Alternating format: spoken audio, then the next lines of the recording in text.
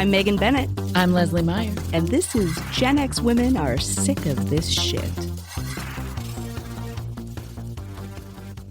Megan. Hey, how are you? We're far away from one another. We are. I don't care for it, personally. Well, it makes me think of, did you watch during COVID the David Tennant, Michael Sheen? Yes. I do have a little bit of like, I want to do that. That's so cool. Because they were so fucking funny. Can we do it without a pandemic, though? That's the key. Yeah, for sure. I don't want one of those. Odds are you and I won't live to see the next pandemic. If we I hope that's true. That technically over the past, there's been like a pandemic every 100 years, but we are giving it the old college try. We're really working on another pandemic to make things happen a little bit faster than we did in the past. Yeah, it's a good time. We like it. Hi, here we are on the internet. Hi, Leslie. Hi, Megan.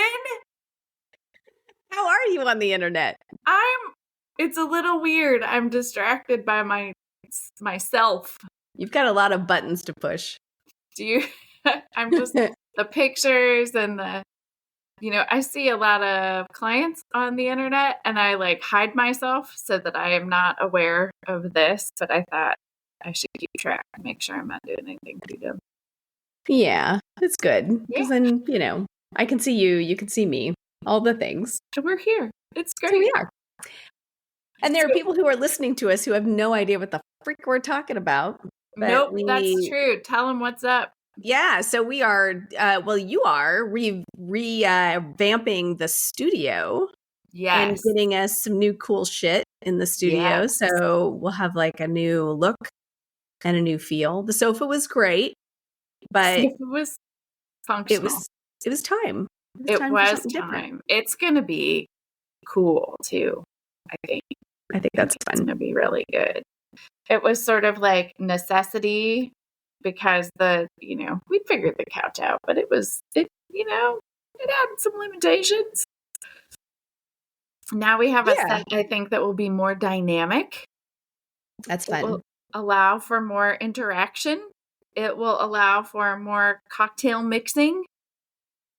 Excellent. Whatever you need. We could bring a guest in.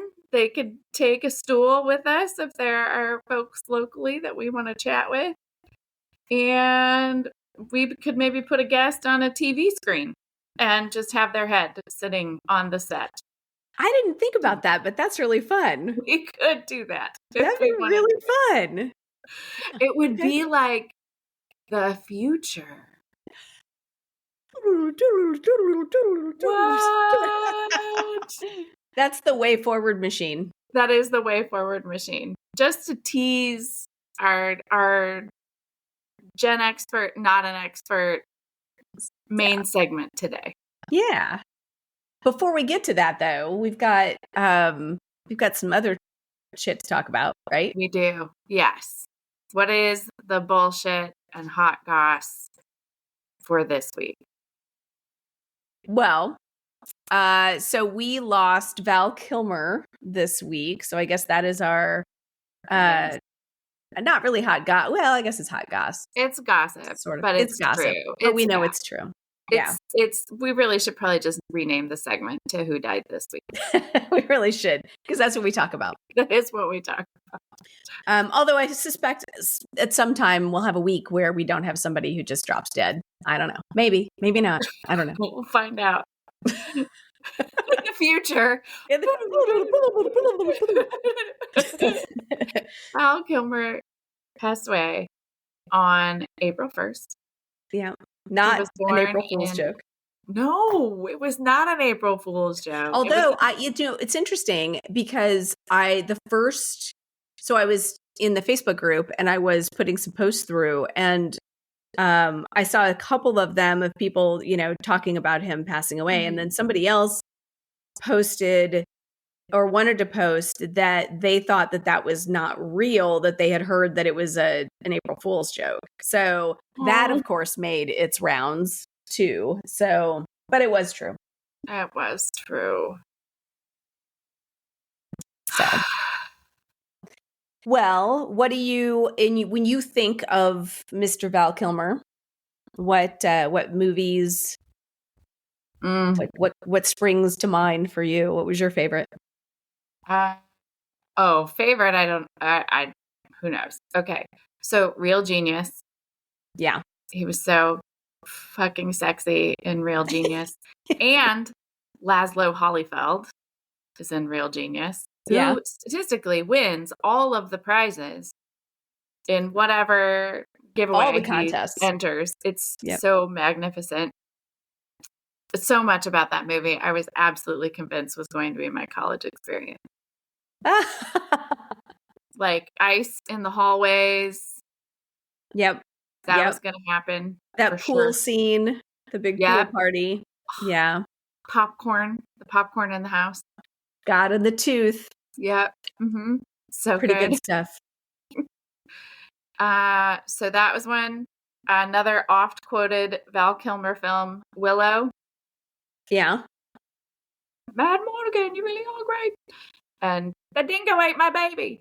Those two lines from that. That line is like, in fact, I didn't even remember that was from that movie. That's hilarious. Because people just say it all the time. Yeah. And you're like, why? Yeah, that's why. I guess I always assumed it was like a, I don't know, a Paul Hogan. Paul Hogan? Is that right? Right. It would make sense. Yes, you're correct. But no, apparently it wasn't. It doesn't make any sense in that movie, but okay. No. Well, I have like a list of probably 5 more. I mean, Top Gun was probably our generation's big. Because that wasn't his first movie, obviously, because Real Genius was before that, right? I don't think we should commit to any particular timeline. Not till we look this up. But if I that's didn't write not down true, dates. He looks much older in Top Gun than Real Genius.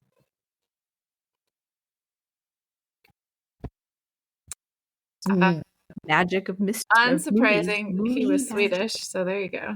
Not shocked about that. Well, he was from California.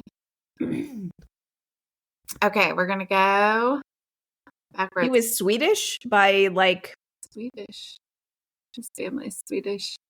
I mean, because he lived in California. He grew up in California. Yeah. Because my cousin actually went to high school with him. Oh, that's crazy. She said he was an asshole. In high school? Yes. Well, she was in theater with him in high school. Blonde Swedish boys in high school. But here's cool. While you look that up, while you figure out what the hell his first movie was, I will tell you what I think is the most impressive thing about him. Asshole or not, in high school, he was the youngest person to attend Jul-Aug. Oh my goodness. At the time. Like the youngest person. So that's cool. Yeah, that's kind of a big deal. So may have been a jerk in high school, but still pretty dang good actor. Very talented. Yeah. Did you watch the documentary about him? I did not. No, I haven't yet. So my spouse and I watched it. It was really good. And they went into his whole Christ on a cracker. All the words are going straight out. The Mark Twain stage play that he was doing. Okay. Which was just moving as he was, I think he got diagnosed like during the opening of that or something like that. Like it started and then everything stopped, which was fascinating. And he was incredible from the clips that we saw in that. Yeah. And then, well, this is kind of a spoiler, but not. Like if you watch it, the whole thing is narrated by his son, but you don't know until the end because he sounds just like his dad. Oh, that's cool. And it's just wild. It was really, really very good. I had tons of empathy. His relationship with his daughter was very sweet. I mean, just them spending time with him, and it was good. It's literally taken me this fucking long. I'm kind of vamping to find this list. Okay, Top Secret was 1984, so 11. Real Genius, 1985. Top Gun, Top 1986. Secret. Yeah, so good. Okay, And so then Top Secret was the first one? Top Secret was first. Oh, okay. There you go. Nick Rivers. Awesome. I like it. Okay. And then Willow was 1988. The Doors, 1991. These are just my favorites that I'm pulling out. You know, my husband hates Jim Morrison so much that he actually hates Val Kilmer because of that movie. It's a long way to go around just disliking somebody, but right? You doesn't like him because of that. You did such a good job. I hate you. Tombstone was 1993. That's my favorite. Mm-hmm. So good. Batman, 95. Ghost in the Darkness, 96. Along with The Island of Dr. Moreau. Oh, yeah. Oh, yeah. I forgot about that one. And that's kind of when I stopped watching Val Kilmer movies. Yeah, I would agree. That's, yeah. I think that's about when he dropped off. Bang Bang. I feel like I have watched that, but I don't recall. Yeah, don't know. But he went on to make, a ton more movies. He was in the Jay and Silent Bob reboot in 2019. Didn't know. And then, of course, didn't know. Top Gun Maverick, which just came out in 2021. Yep. There you go. That's awesome. What's your most favorite or the one that you just enjoy? It doesn't have to be your favorite, but one that you probably watch again. Going to school for acting myself, I think the one that I enjoyed the most was Tombstone, because his portrayal in that particular movie was so good. Mm-hmm. I really felt like this guy's got tuberculosis, and he was a little snarky. It was exactly what I think that character, that person really was.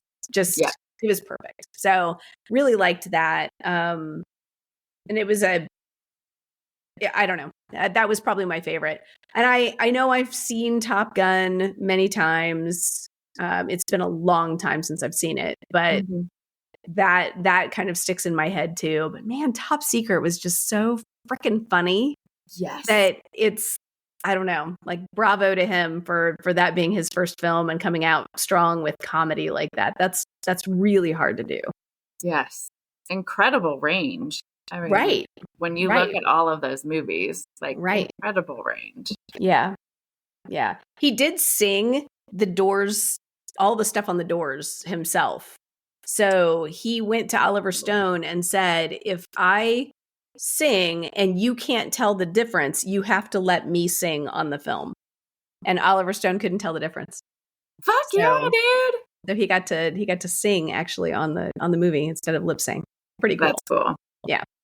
That movie came out, if it was 91, I was graduating from high school and going to college. Yep.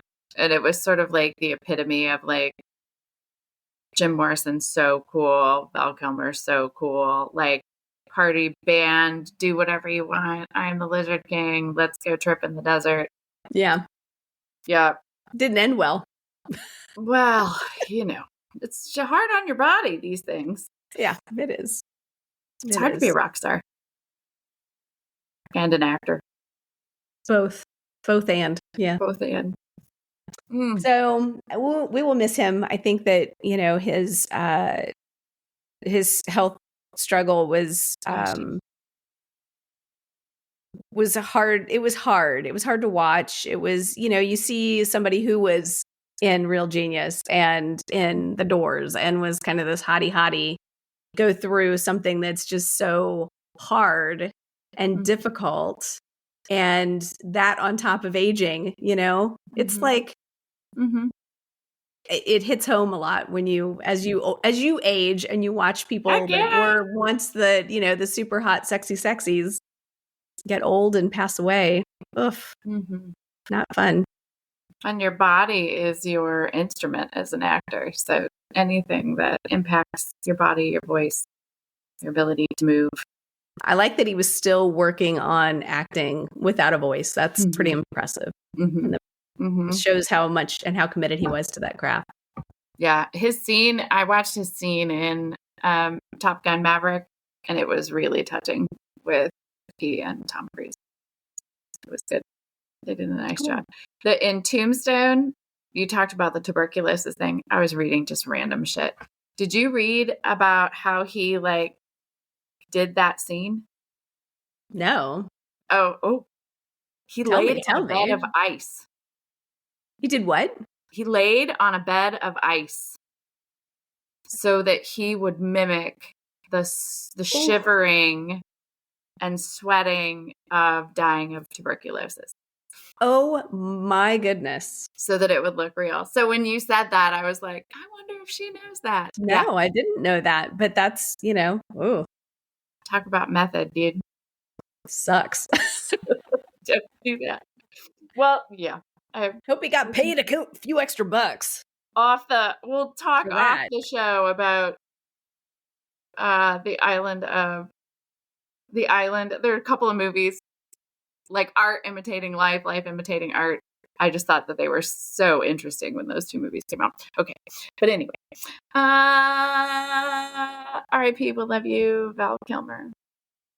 Yep. We'll miss him. Mm-hmm. No. Well, so I think we also need to know what we're sick of this particular week. And what shit are we sick of this week? I don't know, man. What are you sick of? I feel like I'm a broken record. So I'm sick of all the shit all the time. But what about you? Oh, I'm sick of people being sick. Aw, you got sick. January, our dear producer has been sick, I think 3 times in 3 months. I have had a cold, but just in general, in my work, I noticed people have been more sick than ever in that. And I had a conversation with my trainer, and my trainer also said cancellations and just people have been repeatedly sick.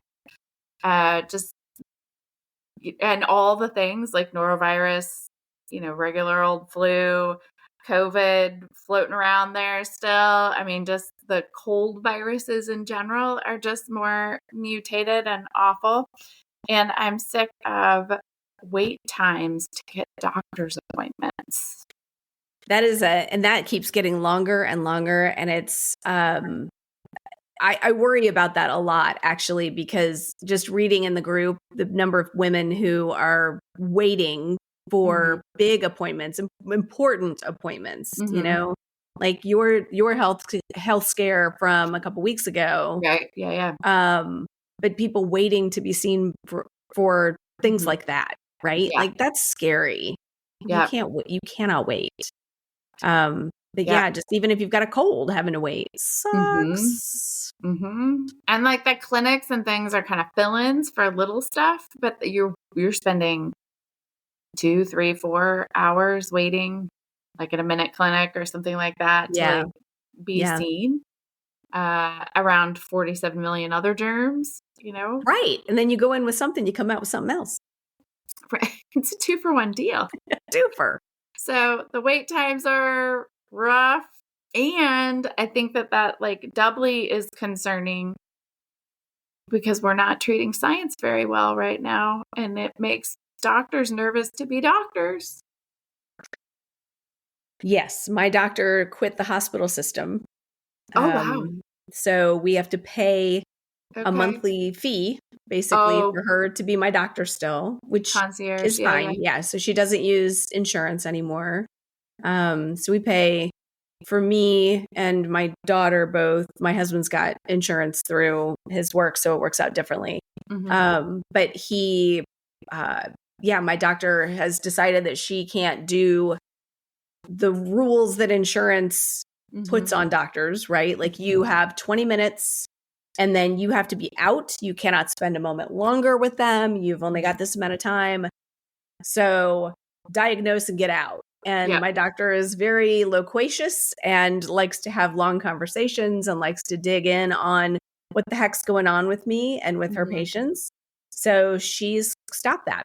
And in some ways, it's so far, I think it's been really good because I literally could pick up my phone and text her if I need anything, like, hey, I need another prescription for blah, blah, blah. She can call it in. I just text her for it. Oh, wow. It's pretty nice. I mean, that's awesome. And I think we haven't tested this yet, but I think I can take that monthly fee, and have my HSA pay for it. Okay. So there's that. The fee, like if you look at like an out-of-pocket deductible, is it higher than, equivalent? Deductibles can be anywhere from $4,000 to $10,000 a year. I think it feels like it's less than that. Okay. So, and with that, I could go see her in person, anytime I wanted to, or I could do a virtual appointment with her, pretty much anytime we needed. So it's pretty nice. And I guess I would say if you're having trouble with a doctor and trying to get in a traditional environment, if you can afford to do that money up front, right, like that, then it might be a good option for some folks. I've heard more and more of that happening. Yeah. I definitely have heard about it with specialized medicine. Yeah. Like I know there's a hormone replacement specialist in town that went away from the insurance model and only does that pay for service model. Seems to work really well for them too. So that was similar for my psychologist who did my ADHD diagnosis. This person explained to me that their whole practice left insurance because insurance wouldn't allow them to do the tests that would actually give you an accurate diagnosis. Unbelievable. The testing was so limited. And by the time they got done implementing it, spending all of those hours and then doing the interpretations, they were losing money. Like it would cost them money then to follow up with the patient and go through all of the interpretation. Yeah. And it still wasn't covered. Like the tests that they really needed to do still weren't covered in addition. Yeah. I mean, if next time you're in the doctor, like if you're in a doctor's office and they're still working with insurance companies, check your watch and see when you get in there and when they leave the room and how long you actually have with them. Because this hormone replacement doctor that I was talking to, he said that like the insurance companies literally will deny your payment if you're not in and out within 20 minutes, at least for him, that's how it was. Right. Okay. And so you'll see like doctors get up and walk towards the door and have their hand on the doorknob, and you're like still having a conversation with them, and they're talking to you as they walk backwards out the door, kind of thing. Right. That's not good medicine. That's not great. So no, that's stressful for them and not good for us. Right. And it's not the doctor's fault. They're, they have rules that they have to adhere to. Heck yeah. It sucks. Yeah. Okay. So, well, that's a tiny nugget of what we're sick of today. I think that's a pretty damn good thing to be sick of. Now, that's what I'm sick of. Damn it. Gen X Women Are Sick of the Shit is supported by Lilas, Love You Like a Sis, a Gen X women's social club. What's Lilas, Megan? Lilas is our off-platform, off the Books of Faces, off all of the other traditional social media. It is our space and place for Gen X women to come together, have conversations, meet each other. It's a social club. It is a social club. It's a membership-based club. Memberships are $10 a month. That does help support us in growing the platform. We purchased a platform that would host a network of women so that you could come together and meet each other in real time. In a safer space, yes, right, than a traditional social media platform, and a much more personal space. So what do we do there, Leslie? We host movie nights where we live stream some of our favorites as they are available to us for group watches of films from the 70s, 80s, and 90s. We host a space for a monthly book club. We host trivia nights once a month. We have a live text 4 chat. prizes even. 4 prizes. That's true. Yeah. The space is able to host like weekly text chats so that you can kind of check in real time with people. I would say the critical difference between kind of what this space is and any other social media space that I've experienced is that it is active. You will have to engage in it or be engaged in it by other people. So it's not like a passive consumption thing. It's like making connections. Yep. And if that's what you're looking for, the opportunity to meet other people, to find people who are maybe in the same similar spaces as you are. Like-minded, same time, phase of life, navigating all of those transitions. Then this might be the right place for you. So check out Lilas. You can learn more about it at genxwomenpod.com. Oh my gosh. Okay, so I have a question for you, Leslie.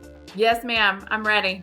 I want to know, when you were a wee tot, or, a teenager, or somewhere in between, a tater tot, what did you think this world was going to be like in like the year 2020, or like the year 2000, because I'm thinking like when we were in elementary school, the year 2000 or the year 2020 was a really long, long way in the future. Yeah, it was.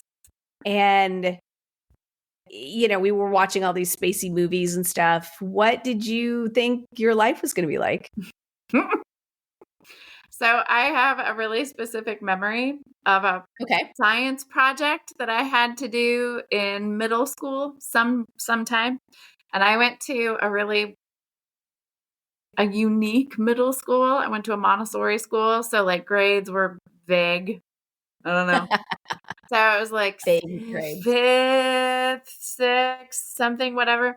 And it was, what did you think like your city of the future would be? Okay. And mine was underwater. And I remember like drawing this like bell jar thing that would like sink down in the ocean. And it had like multiple floors and we could see outside and see all the ocean life all around us. And it was really complex. It was like where the waste was and how we would cook and how we would deal with like air. And I had like a complex system of like tubes that would go up above and then down below. But I was convinced that we were going to live underwater, which is the opposite of outer space. It's inner space. It's inner space, baby. That's cool. I love that you like figured out the air handling system in the underwater world. Yes. I can kind of see this like pencil drawing that I did. Yeah, it was cool. And like, cause we had to know how to grow food in there. And like, I knew if you needed to like cook something, you'd have to be able to ventilate like smoke. You'd have to air particulates and stuff. And it was like multiple floors. I mean, I wouldn't be surprised if I don't have it in a box somewhere because I'm a little bit of a like nostalgia paper. Yeah. No, I think that's cool. So that's what I imagined. Okay. That's the first thing that comes to mind. What about you? What was the future? How far in the future was the future? Well, I mean, I remember like thinking, how morbid is this? I remember thinking, well, I wonder if I'll live to see 2030. Like, my God, if I live to 2030, that makes me really old. Absolutely. Like, oh, shit. Like, I look at the calendar now and I'm like, well, fuck me. So who knew? But I remember for whatever reason, 2030 was like the magic number that I was like, if I live to that, I'm old. But I never got so detailed like that. Like you had a whole city planned out. Mm-hmm. I think I let Walt Disney do that for me. Oh, but yes. I expected a flying car. I expected like hoverboards and a flying car. And 100%. I'm still a little pissed, honestly, to be completely honest. I am not happy about the fact that we do not have flying cars. I feel gypped. So many cartoons, the Jetsons, flying car. Yeah. Star Wars, land speeder, flying car. Yeah. Do we have one? No, we do not. And in fact, do you remember when the that stupid Segway like scooter thing was coming out? Do you remember that thing? Yes. Do you remember how they marketed those? No. So they made this big like announcement that the transportation of the future was going to be unveiled. And it was this big hullabaloo. And this was like, I don't know, 20 years ago or whatever when they did this. And I was watching that and I was thinking, oh, they're going to unveil the flying car. And I was so excited. And then it was a fucking Segway. Yeah. It's like so stupid. They don't make them? No, they just, no. I think they make them for like you can't go buy one now. Okay. And that was like going to be the thing. Like you were going to buy that and then they were going to have to like rebuild roads to accommodate the Segway. Like there was this whole thing about that, which was so dumb. Because we want to ride like a motorized. Yeah, like you're going to ride, like just push forward and like not fall on your, I don't know. Anyway, super stupid. But they still have them. I know you can do like tours in different parks, like in city parks and stuff like that. I think they've got them in DC and I know they've got them in India, like White River State Park. So you could go do like a half an hour Segway tour, of which 20 minutes of that is you trying to learn how to stay on the thing without falling off. Right. Did you ever ride one? I have. Yeah, they're dumb. Like truly. I hope I'm not offending anybody who is like a massive fan of the Segway, but I love Segways. Oh. I'm in a Segway gang. Not until 2030. Then we can join the Segway gangs because we'll be in the future and really old. Yeah. So stupid. But anyway, I expected a flying car. Yes, agreed. I mean, I still bitch about it. It was what was advertised. Flying cars. If we look at the Jetsons, flying cars, robot maids, space dogs. Like like a little. You just float around in space. Bro. Yeah. Yeah. What else were we promised? Like, we had Buck Rogers. We had Battlestar Galactica. We had Star Wars. We had Star Trek. Star Trek. Oh, freaking Star Trek. Like we should be able to like beam from one space to another space. Right? Yes. Shouldn't I be able to like beam to London for lunch or something? Yes, we are woefully behind on the beaming. I want to be able to beam. Because that was, solved all of our problems if we would just get that sorted. Certainly our travel issues would be limited. Although I suspect like with millions of people beaming to millions of places, there's going to be like particles that get crossed and then you end up like with somebody else's eyeball or I don't know. It's like the Mr. and Mrs. Potato Head. You can like pop little parts out. And I imagine them mixing with like, did you ever play the cootie game when you were a little kid? There's like potato heads and cooties. Yep. You get a cootie like antenna hanging out of your ear. Armstrong, kind of like, we're like sort of a cootie antenna hanging out of your ear hole. There you go. We know what happens if we beam. We turn into the Fly. We watched that movie. Yes, you turn into the Fly. You do not want to do that. I mean, if we're gonna beam, I hope we get the technology right.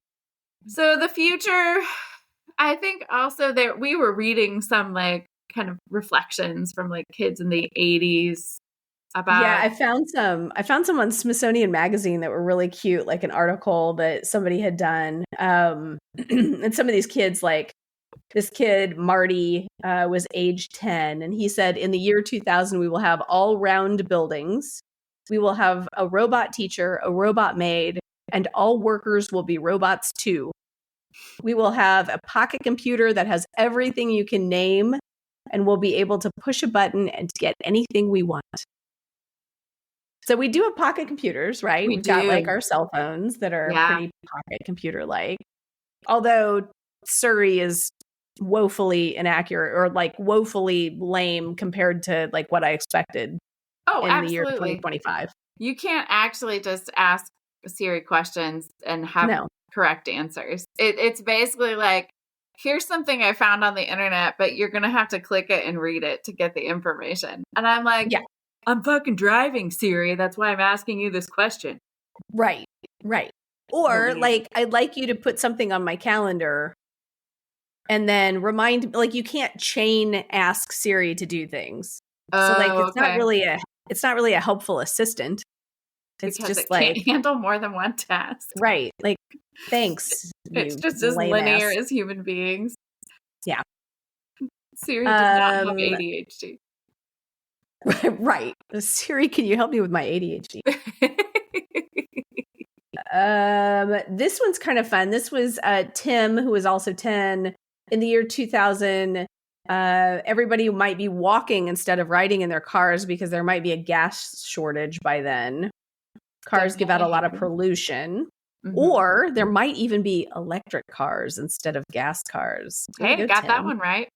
The year 2000 may send ladies to the moon to explore and look and see if there are people living on the moon. I like that very specific differentiation. That it's women who are doing the exploring. They're going to send the ladies to find the people on the moon because we don't trust sending the gents. Or maybe we just don't like ladies so much and we're just trying to get rid of them and send them to the moon. He said also, when you work, you will push buttons and robots will come out and do the work for you. And there will be lower prices and taxes, I hope. Well, there were some pretty good. I found a few, and I think these are kind of things that like I thought about as a young person. Like in the future, like we'll all be healthy, right? Like we'll be more well. There'll be a cure for the common cold, saving people from cancer. We'll live for like 150 years. This young gentleman said medical facilities and growth will double the current size to handle the aging population. And this is a very complicated sentence, cosmetic and genetic advancements. But they just assumed like, of course, we're going to take better care of people, right? We're going to be healthier. Sure. We're going to be actively working to help people. And I find that very ironic given our current climate. Yeah, no shit. Where we seem to be actively undermining these things. Yeah, absolutely. I mean, I really did think, I remember thinking as a kid that we would have a longer lifespan. Yeah, absolutely. You know, like we'd live to be 150 years old, right? Yes. Yeah, that's not happening. No. I'm not getting my fucking flying car. No flying car. And I could drop dead at any second. So that's great. I mean, technically, I guess that's always true. I guess that's right. Drop dead at any second. There were a lot of predictions for like jobs. Nuclear war really influenced our thinking about the future.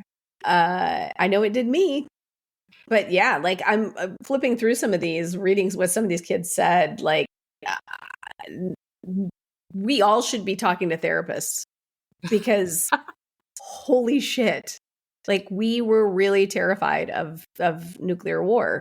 It was everything in the back of our minds. I mean, we had drills at school, right? We had all that shit.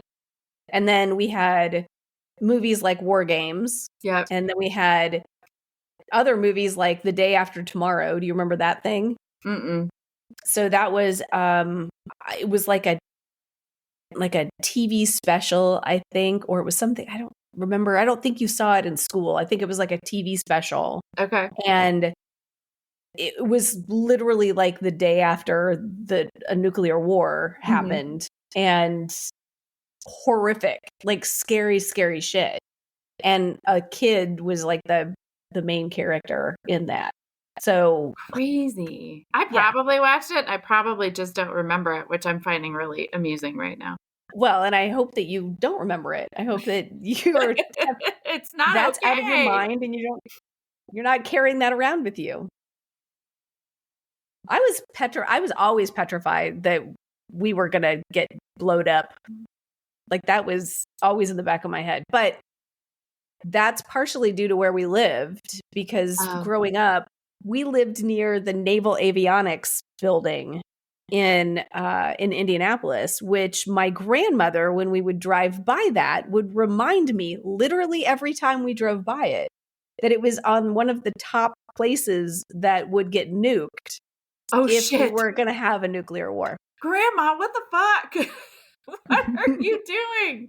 I would say maybe one thing that we've done, like, weren't there like supersonic planes for a little while? Like supersonic flight? We had the Concorde. Yeah. We had the Concorde, yeah. Does that still do its thing? Nope. Concorde's been retired. What happened there? Too fast? I don't know. All the future's in the past. I don't know, man. I know. And now we're going backwards. It's like, get in your cave, Leslie. I'm sorry. I will. Draw some shit on a cave wall. What? I said draw some shit on a cave wall because that's all you got. And leave it for the future when they look back and they're like, man, that was so long ago. And I was like, no, bro, we had like computers and shit. Yeah. That I was drawing in my cave. It's cool. We were this close. This article on Paleo Future, the history of the future about the 80s, there's this little section on government.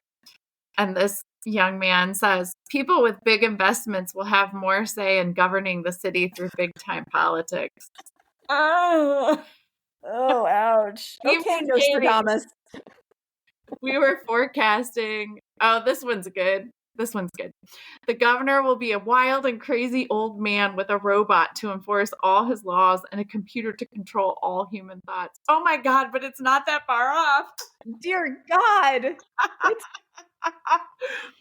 just thought it was funny, but I thought that like the future was going to be about technology improvement, ease to life, health, longer life, environmental like restoration, like just like finding ways to like not, because we grew up, we're the acid rain generation, we're the nuclear generation, like hole in the ozone, all the things. Recycling needs to happen. Yeah, the hole in the ozone, stop using fucking hairspray. Like we got rid of styrofoam. We got rid of paper grocery sacks. In McDonald's. Yes. In McDonald's, the McBLT, you know? Yes. Got rid of that went shit. Away. So the assumption was we're going to have a healthier, better planet. Where we're like, this is the future. We're going to take care of things so that we can live for a long time, and space exploration, of course. Right. We would have, I did expect that we would have a colony of some sort somewhere. I mean, the space station is cool, right? Yeah. But I guess I thought that we would have a colony on the moon or a colony on probably, maybe Mars, I guess. It's the most popular planet. It is. and probable that there was water there at some time. So, Yeah. But definitely there would be a small group of people living on the moon at this point. Yeah. And we also should have had technology to do things like blow up asteroids if we needed to. Like, remember all those movies like where an asteroid was coming and they could figure out a way to blow it up in mid coming at you. We don't even have a decent spaceship, really. Like, no, not truly. No. Where's my X-Wing fighter? If I can't have a flying car, honey, you can't have an X-Wing. Falcon. Come on. I know. We can't. I mean, there are lots of comments we could make about rockets not being able to even make it to. Well, but like globally, even like there have been some not great recent rocket launches. It's like we can't really figure it out, which is wild because we already kind of figured it out. I know. And now I wish a real science person would like call in and be like, "Ladies, let me explain this to you." So I hear you theorizing, but let me chat with you about this a little bit and explain astrophysics. Yes, here's why you can't have your flying car. Yeah, this is why we can't have nice things. Oh, because we're the experts at it. But, I mentioned Disney. Yeah, like so in Epcot, right? That was supposed to be the world of the future, right? Yeah. So I mean, I grew up going there, and I remember when that opened, and I was like, oh, well, here we are. We're ready. This is it. Now we just need to make more of this. Yep. We're seconds away from it all happening. What's the ride? The round? Oh, it's like the classic. Oh my God. You remember we got that little piece of fan mail from, she's yelling at us right now going, I know all the words that you can't remember. The Carousel of Progress. I love that. Yeah. Cause her letter was like, I know what you're trying to say. I'm like, please just inject it into my brain. Come on. The Carousel of Progress. I thought that was so freaking cool. Yeah. It's still there. It's still fabulous. I mean, that was from a World's Fair. That was like the 1970, 68 World Fair, something like that. Okay. Yeah. So and then it was moved. So Disney created that for the World's Fair, and then it moved to Epcot after that. So. Oh, that's cool. I did not know that. Or if I had not retained that bit of history, that's awesome to know. So Epcot Experimental Prototype Community of Tomorrow, which never quite saw, what it was supposed to be, but that's okay. Because he died after it. Oh, he died before Magic Kingdom opened in Disney in Florida. Okay, like 5 years, I think, before it actually opened. Okay. So yeah. So he never saw Epcot, but they do have the original model that he was working from. I think that's on the Tomorrowland. Fuck! Now I'm losing my words again. Damn! I know what you're talking about. Like the little people mover, Like you can go through and see it. Like in there, which is cool. So Megan Bennett, Leslie Meyer, from 1980 till now has been 50 years. No, however many years. 40 years. 40 years. 40 years. We are 40 years from 1980. 45 years. So what will the future be in 45 more years? Like what's the next future? Oh, wow. And this year is going to be a different answer probably than any other year. Yeah, I don't know. Like I feel, and part of that is I feel so cynical right now about everything in the world that we live in and life in general. So it's really hard for me to think of anything magical and special outside of, just getting through the next 4 years. And I just think we are taking a huge step back with science. Yes. And it's going to hurt us moving forward. So I don't know. I think we've got so many people in this country who would be very happy just living in the 50s again. Right.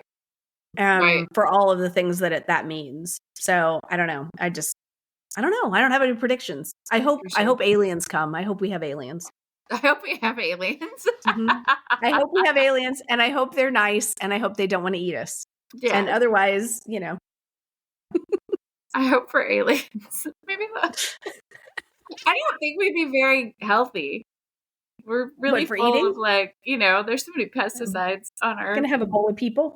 They don't want genetically modified foods. So, I don't think so. You know what it's like. We get some organic people. What? They're gonna get some organic people. They're only getting Californians and people from Oregon and people from Washington. They're gonna have organic and non-organic GMO Soylent Green. Yeah, because Soylent Green is people. That's right.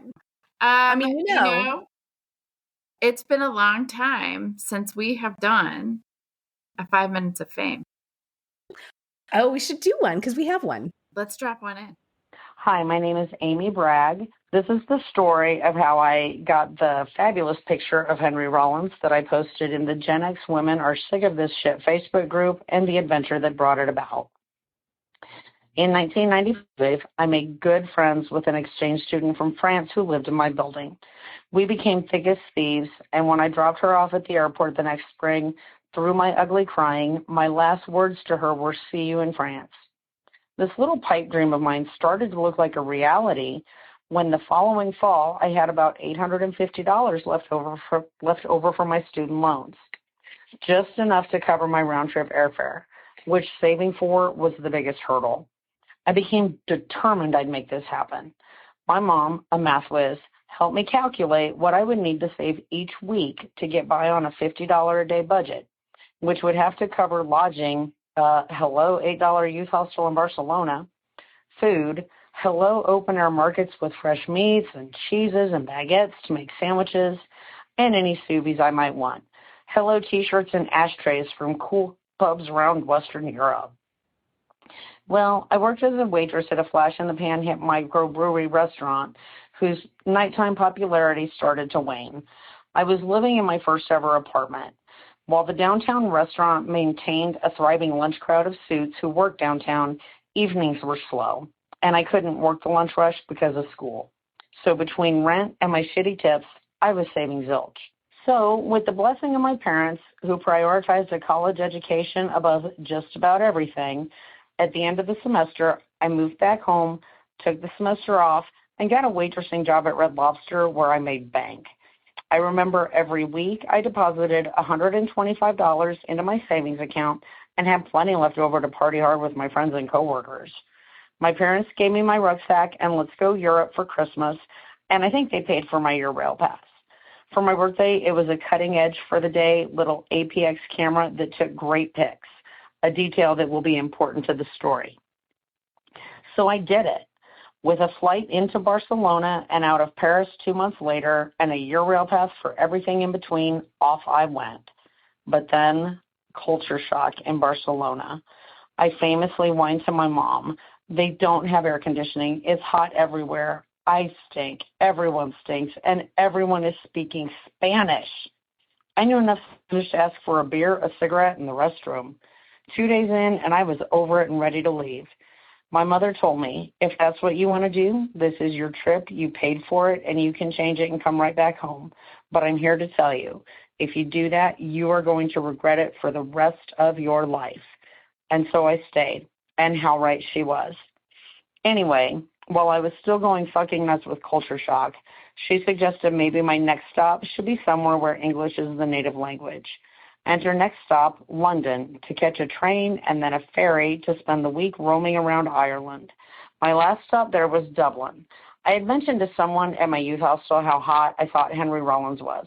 Just randomly, we were talking about celebs we would like to bang or something like that.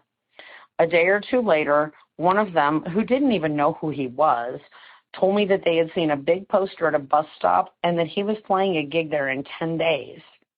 I returned to London to see those sights, and Mom again helped me out by springing for a concert ticket because I had no clue how to go about purchasing a ticket in a foreign land, and this was in the super early days of the internet, and a Brit Rail pass so I could see those sights and get back to Ireland. Anyway, when she bought the ticket, the salesperson refused to sell her a pit ticket for the wee lass. So balcony it was. So I went back to Dublin 10 days later. Once settled into that youth hostel, I strolled around the vicinity of the show. I was by myself and wanted to make sure I could find the venue ahead of time so as not to miss any of the show. Done. So then I went to a pub for a couple of beers, and I think I saw someone in a Black Flag t-shirt. I'm shy initiating conversation with strangers, so I put on my big girl panties and asked this person if they were on their way to the show, which of course they were. Turns out this person and their group of friends were locals who had seen him at this venue multiple times. They told me they knew and then physically walked me by the exit they said he always left through after the show. So I made my way outside to that exit, and there wasn't a huge crowd, but enough people that it clearly wasn't entirely a secret about this exit. And out he came, the sexiest man alive himself. I so wanted to be in the picture I took, but traveling solo, I didn't trust anyone enough to hand them my fancy little camera and take the picture. I didn't want to relive the moment that Chevy Chase has his camera stolen in European Vacation. but Henry looked like he might break the said fancy little camera out of my hand if the flash went off. So once again, I put on my big girl panties and asked if he minded if I took a picture of him. He said, sure, but make it quick because my car is waiting. And just like that, he gave the iconic Henry stare right into my camera. Of course, we still developed film in those days. This was 1997. When I got home, I developed about 20 or so rolls of APX film. I was worried that since it had been so dark at the exit of the venue, that the picture of Henry wouldn't come out. But it came out great, and I was thrilled.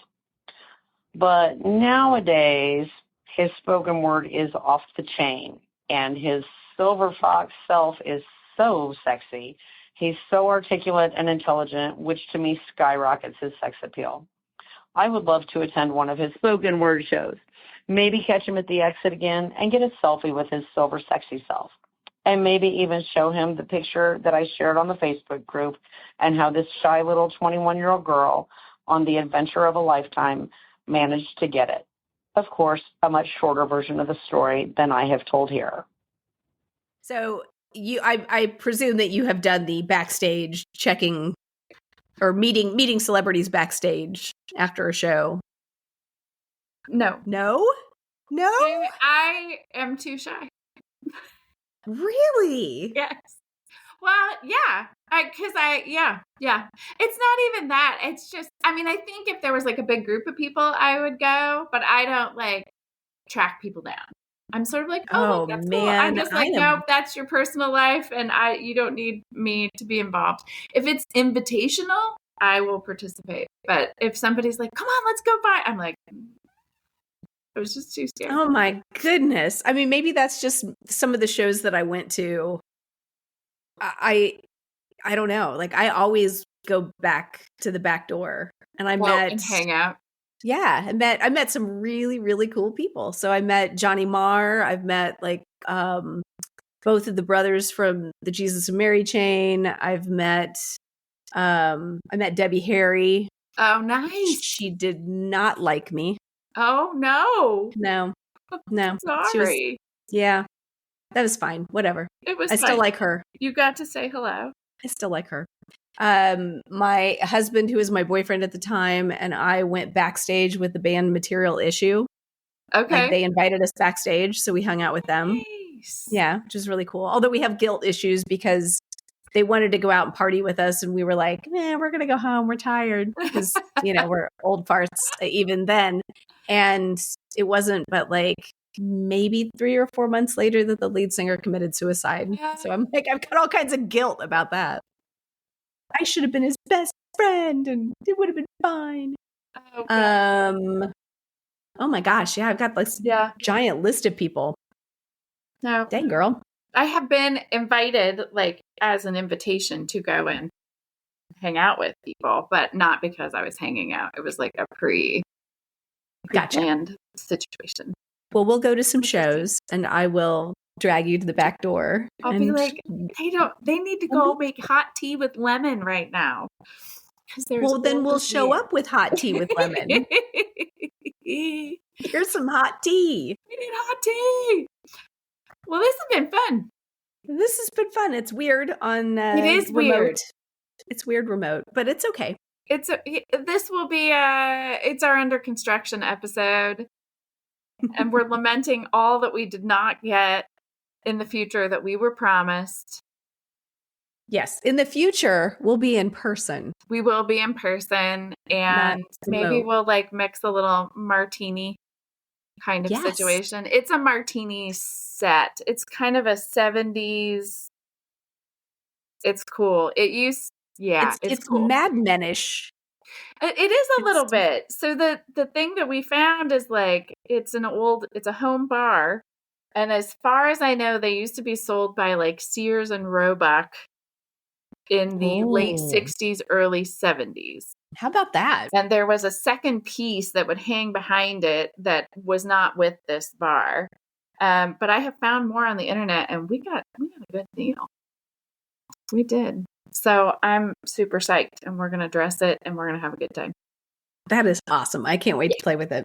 Me too. If we have to record in the mornings, we'll have to do mimosas or something. That's fine. We can say whatever time it is. That's right. We don't care.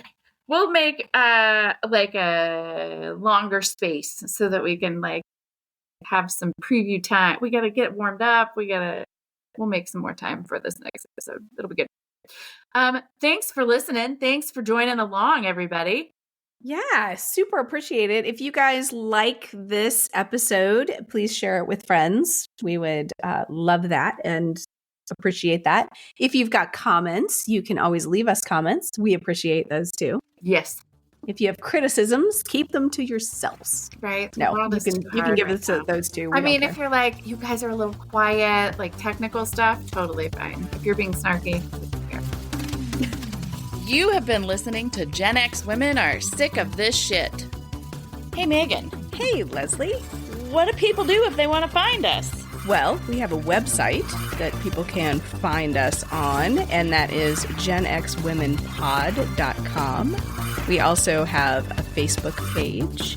We have an Instagram account as well. Mm-hmm. We have a YouTube account where we put YouTube shorts and other little tidbits up there.